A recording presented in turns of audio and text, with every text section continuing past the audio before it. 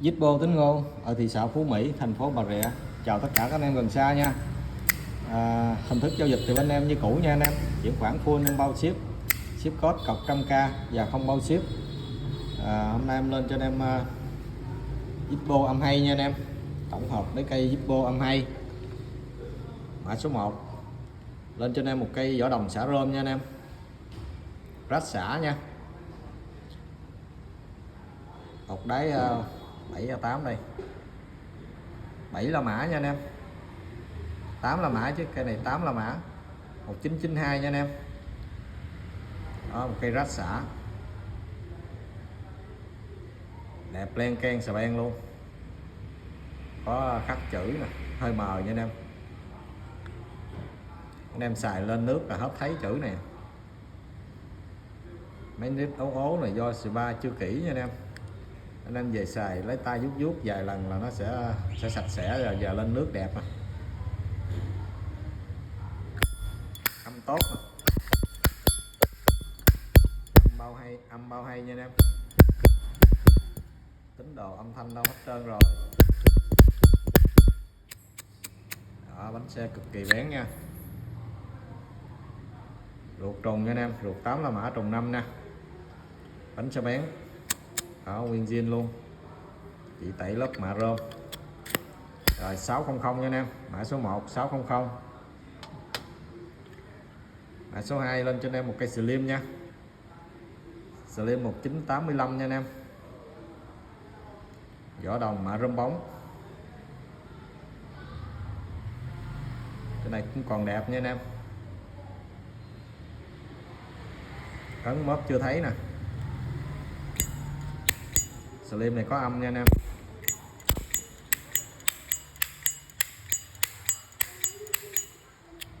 Bánh xe bao bén cho anh em nha, bén như pháo bông luôn.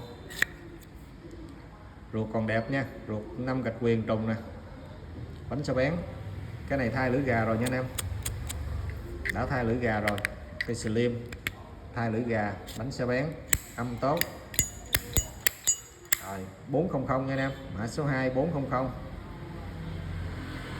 Mã số 3 lên cho anh em một cây slim một đáy 89 nha anh em, 15 la mã, 1989, vỏ đồng khối xả sơn nha anh em, đồng nguyên khối,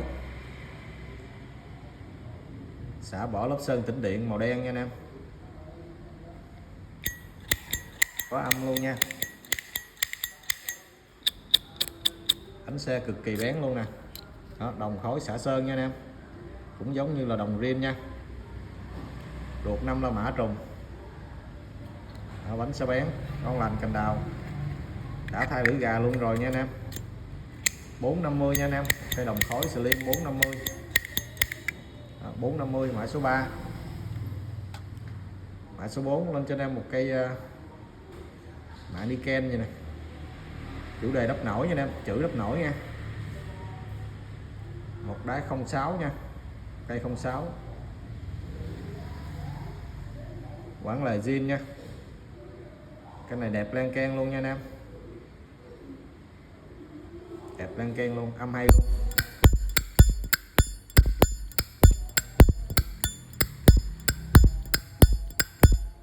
Bánh xe bén, cái này nguyên zin nha, nguyên zin, chỉ chỉnh sửa, chỉ mới canh âm lại thôi à, thay cốt canh âm. Rồi ruột 06 trùng nha.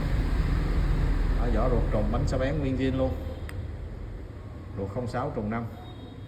Rồi 450 nha anh em, mã số 4 450. Mã số 4 450. Mã số 5 lên cho anh em một cây 01 nha, một cây mạ bạc, chủ đề khắc ăn mòn, có số limited 0021, một đáy lồi 01 nha.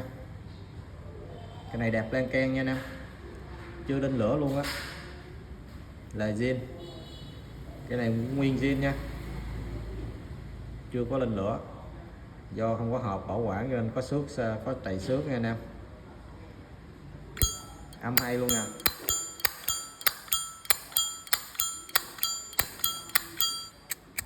Bánh xe là bén ngót, ruột trùng, vỏ ruột trùng 5, bánh bén nguyên zin luôn, lệch 1 tháng. Rồi giao lưu với mấy anh em là 500 nha. Mã số 5, mã số 5 500. Mã số 6 lên cho anh em một cây rôm phay xước design tại Việt Nam, chủ đề design Việt Nam, tướng đô lát ngậm tẩu nha, có số limited 9999 ở 2022, một cây đáy lồi hàng xuất Nhật. Tình trạng cái này nêu luôn nha anh em, nêu luôn đó, nêu âm to nha, âm bao hay nha anh em, đánh xe bán đó. Ở bên trong này nó có oxy hóa chút ít nha anh em, để em chút xíu em vệ sinh cho. Này hàng nguyên new á, hàng bên Nhật. Nhật thì môi trường Nhật thì nước biển á, ảnh hưởng của không khí nên nó bị oxy hóa chút ít bên trong. Ruột 22 trùng nha anh em, rõ ruột trùng đó, bánh xe bán nguyên zin luôn. Cái này nó cũng bị dơ nè, bị dơ cho dính gì dưới này nè, chút em chùi cho. Rồi Zalo anh em này 500 luôn đó. Mã số 6 500, mã số 6 500. Mã số 7 lên cho anh em một cây rát xả luôn nha, một đáy 12 la mã 1996 nha, 12 la mã 1996 đồng xả rôm đó, đẹp len keng luôn, len keng nha anh em.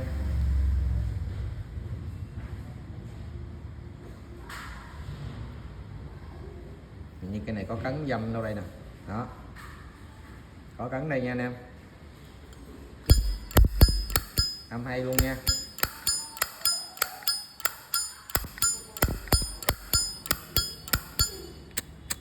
Bánh xe thì bao bén như pháo bông luôn, ruột trùng nha, ruột 12 la mã trùng, yên tâm, ruột 12 la mã còn rất là nhiều.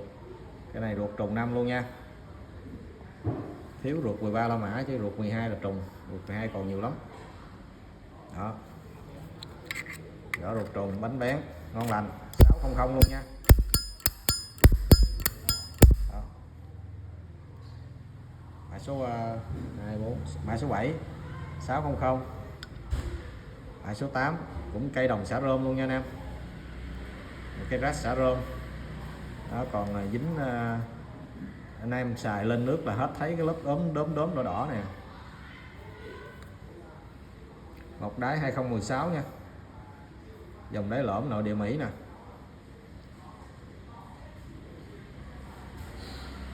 Để làm không có thời gian spa kỹ, spa kỹ là nó sẽ bay hết rồi.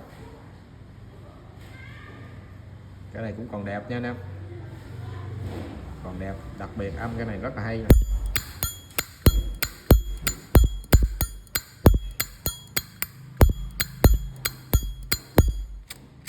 Đánh xe cực kỳ bén nha, bén như pháo bông luôn, yên tâm mà bạn xài. Ruột 16 trùng 5 nha đó, vỏ ruột trùng, bánh xe bén đó, ngon lành cành đào. Ồ, ruột quá trời quá đất, bén dữ. Rồi 400 nha anh em, mã số 7 400. Mã số 8 lên tiếp cho anh em một cây rôm phay xước, rôm bóng khắc ăn mòn, chủ đề Zippo chữ xéo. Cái này 11 la mã nè, 1995 trên nền rôm bóng đó. Lập len keng luôn. Cái này có chủ đề, có dâm nha anh em, có cấn nè, có cấn nắp nha, âm thanh cũng tốt luôn nè.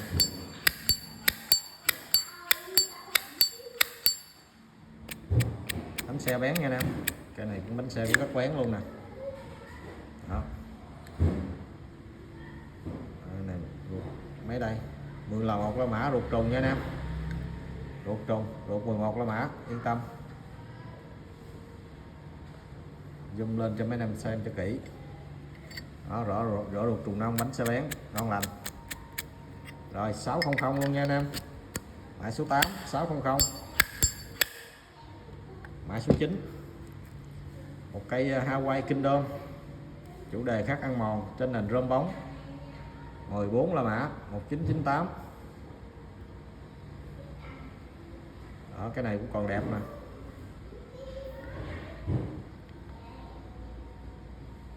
Len keng, âm thanh tốt luôn. Tốt như mấy cái này nó không bằng mấy cây xả rơm nha anh em. Bánh xe bén luôn.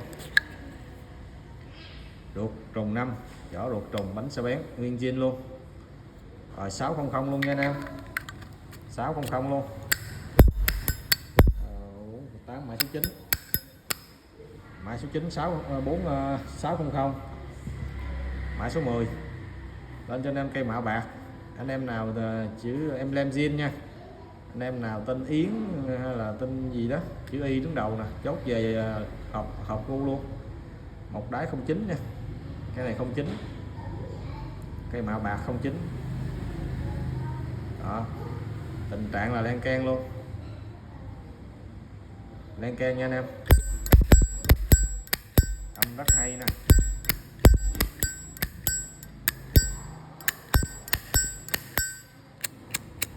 Bánh xe rất là bén luôn. Ruột 09 trùng luôn nè. Đó, ruột 09 trùng ngâm đây anh em. Ruột 09. Bánh xe bén luôn, ngon lành. Như cái này thay lưỡi gà rồi sao ta? Cái này thay lưỡi gà rồi nha anh em. Giống thay lưỡi gà quá, không biết phải không? Chắc thay rồi đó, nhìn thấy lưỡi gà nó khác. Cái này thay lưỡi gà rồi nha. Rồi 400 thôi. Đó, 400. Đó, 400. Mã số 10. Rồi mã cuối cùng mã số 11. Một cây rách xả rơm luôn. Dòng rep 1933 nha anh em. Một đáy replica 1933. Vỏ đồng xả rơm. Đó, nguyên zin hết nha anh em. Có cấn nè. Cũng còn khá là đẹp.